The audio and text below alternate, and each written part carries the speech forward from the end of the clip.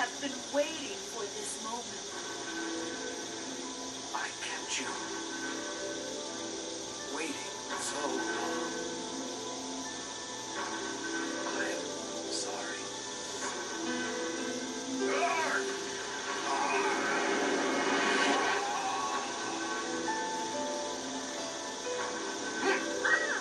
What? How dare you? Inferior humans cannot outshine me, a god. Rose,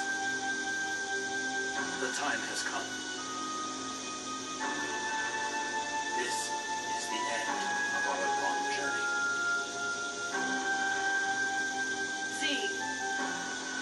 Could you come with me? Yes. I will never leave you again.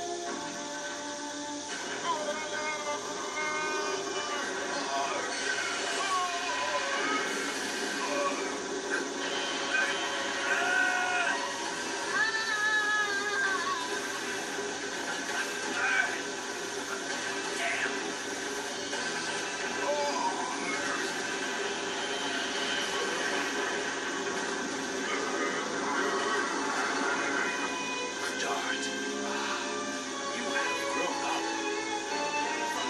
Father? I couldn't do anything for you as a father. Please forgive me.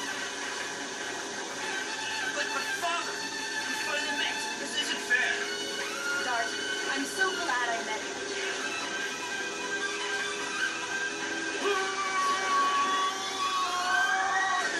Rose! Father! Go, Dart.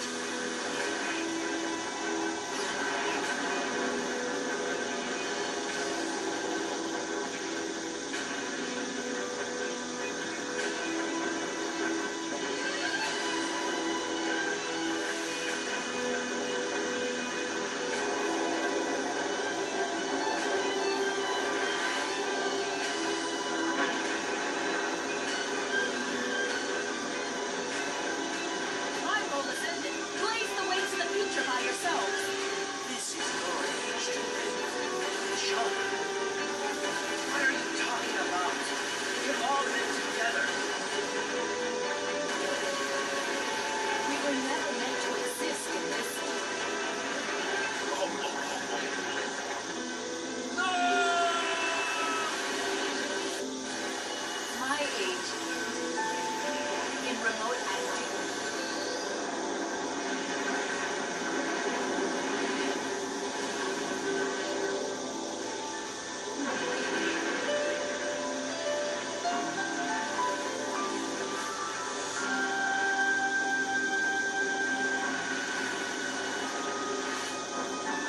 Farewell, Dart, and thank you.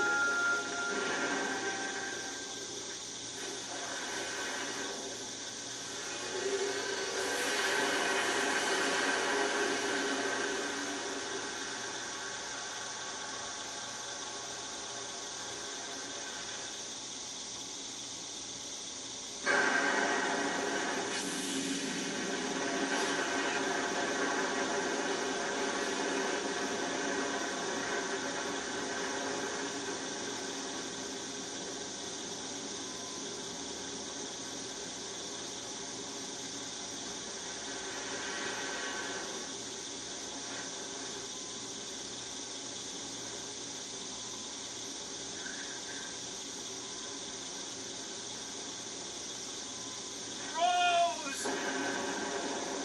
Father!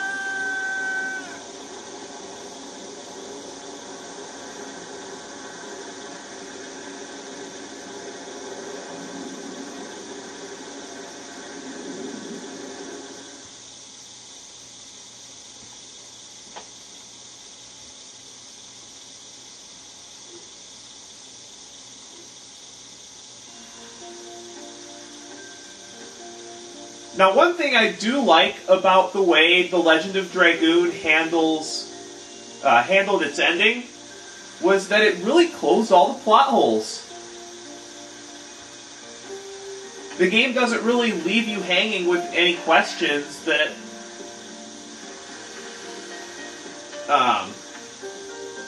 you know, what happened to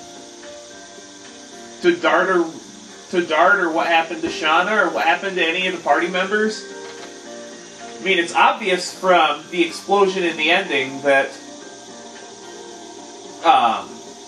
that Rose and Zeke kept Melbuframa holed up in the center of the moon so that they would sacrifice themselves to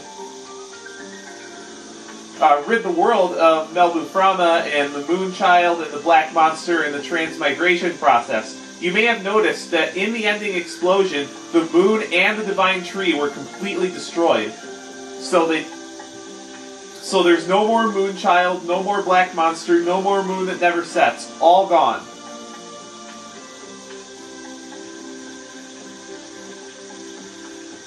So everybody should get along nice, and this is really a happy ending done right.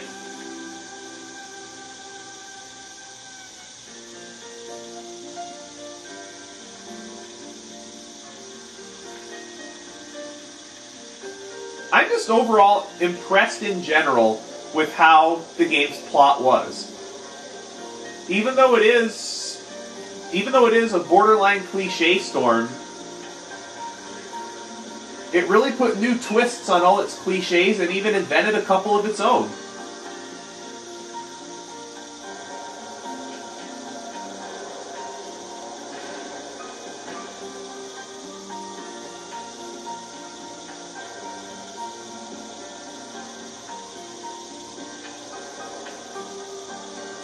Although I guess the only character that we don't know what happened to was Lloyd. Because he was lying there at the end, right before the fight with Melbuframa, but he was never seen anywhere in the ending cutscene, so it's unknown what happened to him. I guess that he died in the explosion as well.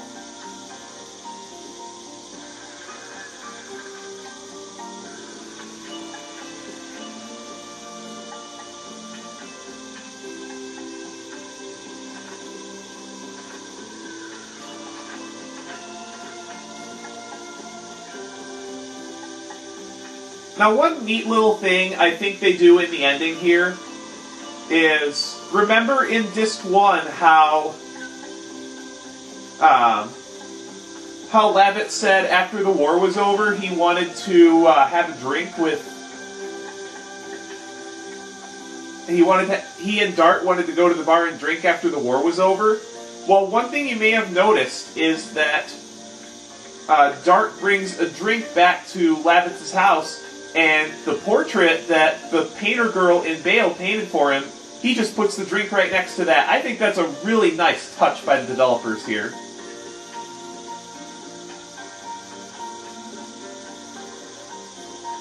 And Celeste sure looks a lot brighter. Once they get this place rebuilt, it's going to be pretty nice.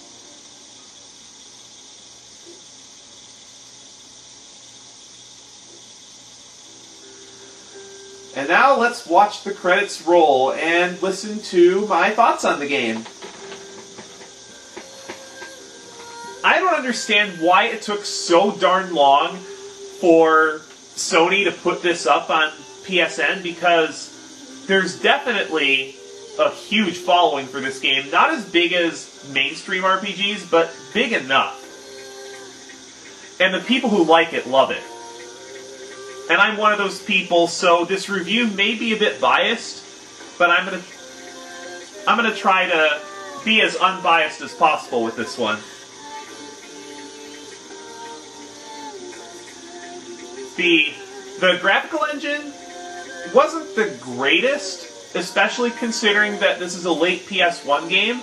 Because if I recall, this game came out after Final Fantasy IX, and the graphics engine, I would say, is somewhere in between FF7 and FF8 in terms of quality. The movies are really well done, yes, but the graphics engine could have been a little bit less blocky. So I'm going to give the graphics engine a 7.5.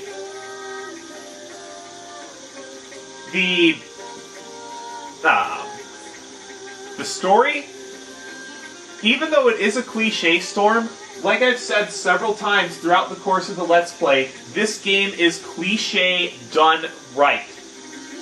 And it even puts its own spins on every trope that it plays with, which is over 100 of them. It's definitely at least 87, because that's how many video titles I've had to turn into trope.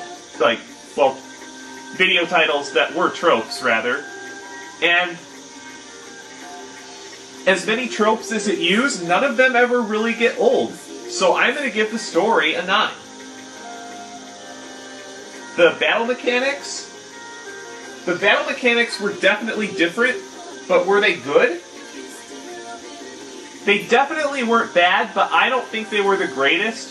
I definitely think that Dragoons could have been made a little bit more useful outside of boss fights. The additional system definitely kept combat interesting, but it made the random battles a bit tedious, and I thought the animations for attacks in general made combat take a very long time, a little bit longer than it needed to. So I'm going to give the battle system an 8. The soundtrack, absolutely fantastic. I believe it was a collaboration between an American and a Japanese director, and it definitely rivals the Final Fantasy tracks. Lots of emotion, lots of excitement. I don't think I dislike a single track in this game, including the ones on the unreleased track CD. So I'm going to give the soundtrack a 10. So overall, my rating for my overall rating for The Legend of Dragoon is an 8.3. This is definitely not what I would call a masterpiece, but it's definitely not a bad game. And at $6 on PlayStation Network, I would definitely recommend picking this one up. And one of the reasons why I gave the story such a high score, despite being for the most part generic, is because of how well it wrapped up all of its plot lines, and just that they all didn't end at once, and it really kept the story fresh the whole time, despite being a cliche storm. And those of you fans, including myself, that have been clamoring for a sequel to this game, because of how the plotline was wrapped up, the only way to make another game in the Legend of Dragoon series without completely screwing up and retconning the plot of the first game would have to be a prequel that takes place during the time of the Dragon campaign. They gave us enough information about Belzak, Kansas, Suvale, Damia, and Shirley and it sure would be nice to see how those characters developed and how the humans fought back against the Winglies during the Dragon campaign, and a game definitely could be made out of that plot.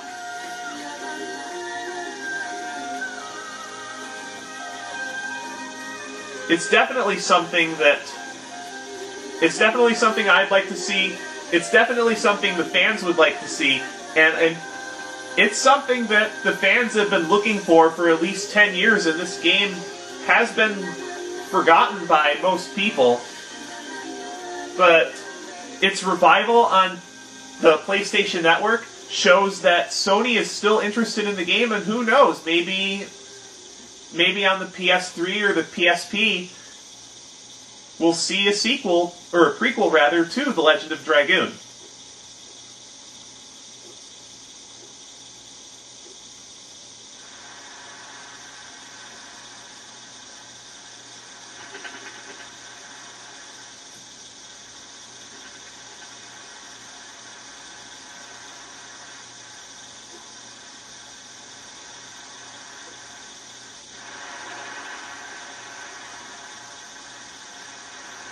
And if you beat all the bonus bosses and collect all the Stardust, you do get a little bit of extra ending, but not that much.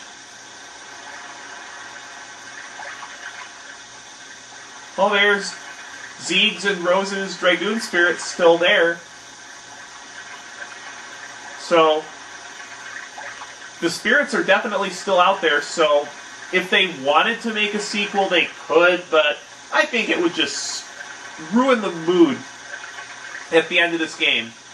Well, I think that'll about do it for The Legend of Dragoon. I hope you enjoyed it. I do have a couple of bonus episodes planned for sure, and maybe one other one showing, like, Labitz's editions that I never got to show off. The 2 bonus videos I have planned is going to be one showing off the editions of all the characters, and the second one showing off every Dragoon magic. This has been Let's Play The Legend of Dragoon with RaikouRider, and I will see all of you next Let's Play. Have a good night, everyone.